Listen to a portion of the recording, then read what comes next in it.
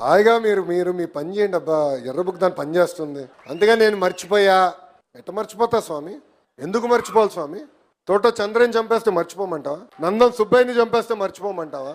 ఎట్ట మర్చిపోతావు? చంద్రబాబు నాయుడు గారిని 53 రోజులు జైలుకు పంపిస్తే ఒక కొడుకుగా నేను మర్చిపోతానా అని అడుగుతున్నాను. నాకు తెలుసు ఆయన పడిన బాధ, ఆవేదన ఇప్పుడు కూడా బాధేస్తుంది. ఎందుకంటే ఆ రాజమండ్రి జైల్లో ఎక్కడైతే ఆయన బంధించారో ఆ జైలుని అభివృద్ధి చేసింది చంద్రబాబు నాయుడు గారు. 2 శిలాఫలకాలు ఉన్నాయి ఆ జైలు ముందల, నేను చూసా. బాబు గారు ఎక్కడైతే పెట్టారో అది ఆయన మొదటి టర్మ్ లో చేసింది. ఏ రూమ్ లో ఆయన కలిసామో 3వ టర్మ్ లో కట్టింది స్వామి. అది ములాఖాత్ బిల్డింగ్ కూడా కట్టింది ఎవరు? చంద్రబాబు నాయుడు గారు. అలాంటి పెద్ద ఆయన్ని 53 రోజులు బంధిస్తే బాధ ఉండదా? బాధ కలగదా? ఎందుకు వదిలి పెడతా స్వామి? మన పని మనం చేద్దాం, ప్రజల దగ్గరికి వెళ్దాం, చేయాల్సింది చేద్దాం. ఎర్ర బుక్ దాన్ని పని చేసుకుంటూ వెళ్తుంది. అంతేగాని మర్చిపోయా ఏదో అయిందనేది ఉండదు. నా జీవితాంతం నేను మర్చిపోను. నాకు చాలా క్లారిటీ ఉంది.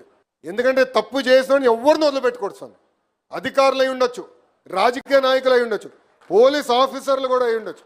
ఆనాడు చెప్పా, చట్టాన్ని మీరు ఉల్లంఘిస్తున్నారు, చట్టాన్ని ఉల్లంఘిస్తే మటుకు నేను వదిలిపెట్టాను, కోర్టుకి తీసుకెళ్తాను, కోర్టులో రుజువు చేస్తా మీరు చట్టాన్ని ఉల్లంఘించారు. నేను హెరాస్మెంట్ చేసే వ్యక్తిని కాదు, డైరెక్ట్గా చేయాల్సింది చేసే వ్యక్తిని, వాస్తవాల దగ్గరికి వెళ్ళే వ్యక్తిని.